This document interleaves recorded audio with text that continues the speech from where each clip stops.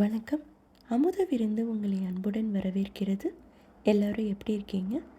இன்றைக்கி இந்த வீடியோவில் நான் உங்கள் கூட ஷேர் பண்ண போகிற ரெசிபி என்னென்னா, ரொம்ப ஹெல்த்தியான ஒரு பிரேக்ஃபாஸ்ட் ரெசிபி. கருப்பு கவினி அரிசியில் செஞ்ச இட்லி, தோசை. இதுக்கு சைட் டிஷ் தக்காளி குருமா. இதுதான் நான் ப்ரிப்பேர் பண்ணியிருந்தேன். வீடியோக்குள்ளே போகிறதுக்கு முன்னாடி என்னோடய சேனல் அமுத விருந்து லைக் பண்ணுங்கள், ஷேர் பண்ணுங்கள், கமெண்ட் பண்ணுங்கள், சப்ஸ்கிரைப் பண்ணுங்கள். இப்போ வாங்க இந்த ரெசிபி எப்படி செய்யலான்னு பார்க்கலாம். இந்த மாவு அரைக்கிறதுக்கு என்னென்ன தேவையான பொருட்கள் சேர்த்துங்கிறத கமெண்ட்ஸில் கொடுத்துருக்கேன், செக் பண்ணி பார்த்துக்கோங்க.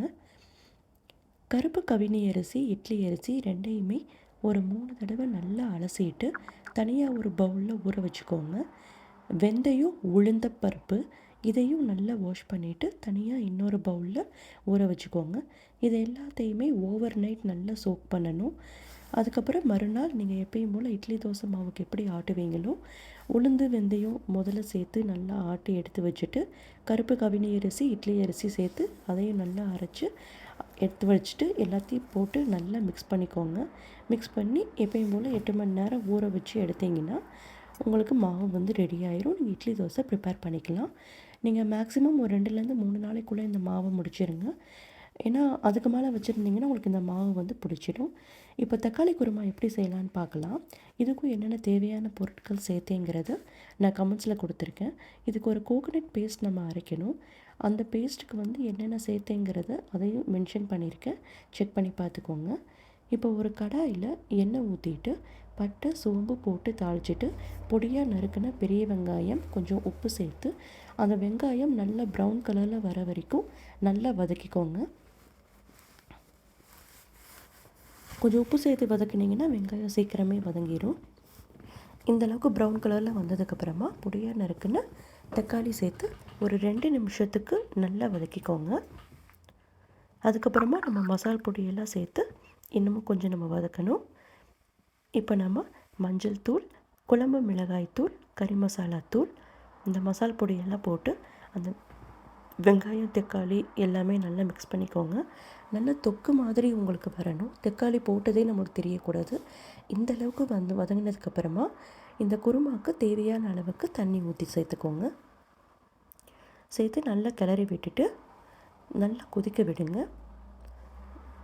நல்லா கொதி வந்ததுக்கப்புறமா நம்ம அரைச்ச கோகனட் பேஸ்ட்டை ஆட் பண்ணிக்கோங்க. ஆட் பண்ணி நல்லா மிக்ஸ் பண்ணிக்கோங்க. மிக்ஸ் பண்ணி நல்லா கொதி விடுங்க. அந்த தேங்காவோட பச்சை வாசனை வந்து போகணும். அந்த பச்சை வாசனை போகிற வரைக்கும் இந்த குருமாவை நல்லா குக் பண்ணுங்கள். நல்லா ஒரு மீடியம் டு லோ ஃப்ளேம்லேயே வச்சு குக் பண்ணுங்கள். தேவையான அளவு உப்பு சேர்த்துக்கோங்க, செக் பண்ணி பார்த்துட்டு. நல்லா மிக்ஸ் பண்ணிவிட்டு எண்ணெய் பிரிஞ்சு வர வரைக்கும் வெயிட் பண்ணுங்கள். இப்போ பார்த்தீங்கன்னா எண்ணெய் நல்லா பிரிஞ்சு வந்திருக்கு. தக்காளி குருமா ரெடி ஆகிடுச்சு. கடைசியாக ஃப்ரெஷ்ஷான கருவேப்பிலை தூவி இறக்குனிங்கன்னா உங்களுக்கு தக்காளி குருமா ரெடி. இப்போது நம்ம கருப்பு கவினி அரிசி மாவில் செஞ்ச இட்லி ரெடி, தோசையும் ரெடி ஆகிடுச்சு, தக்காளி குருமாவும் ரெடி ஆகிடுச்சு. இப்போ நம்ம சாப்பிட வேண்டியது தான். இந்த கருப்பு கவினி அரிசி முடிஞ்ச வரைக்கும் உங்கள் உணவில் வந்து நிறைய சேர்க்க பாருங்கள். ஏன்னா இதில் நிறைய ஹெல்த் பெனிஃபிட்ஸ் வந்து இருக்குது. டயபெட்டிக்ஸ்க்கு, அதுக்கப்புறம் பார்த்திங்கன்னா வெயிட் லாஸ் பண்ணுறவங்களுக்குலாம் வந்து இந்த அரிசி வந்து நல்ல ஒரு ரிசல்ட் வந்து கொடுக்கும். ஸோ முடிஞ்ச வரைக்கும் அதிகப்படியாக சேர்க்க பாருங்கள். இதில் செஞ்ச இட்லி தோசை வந்து ரொம்ப அருமையாக வந்துச்சுங்க. நல்ல இட்லிலாம் பார்த்திங்கன்னா நல்லா ஸ்பாஞ்சியாக வந்துச்சு. தோசை வந்து ரொம்பவே நல்லா கிறிஸ்பியாக வந்துச்சு. So must try. இது வந்து நீங்கள் ட்ரை பண்ணி பார்த்துட்டு எப்படி வந்துச்சுங்கிறத எனக்கு வந்து மறக்காமல் கமெண்ட் பண்ணுங்கள். இதே மாதிரி வேறு ஒரு ஹெல்த்தியான ரெசிபியோடு உங்களை வந்து நான் மீண்டும் சந்திக்கிறேன். நன்றி, வணக்கம்.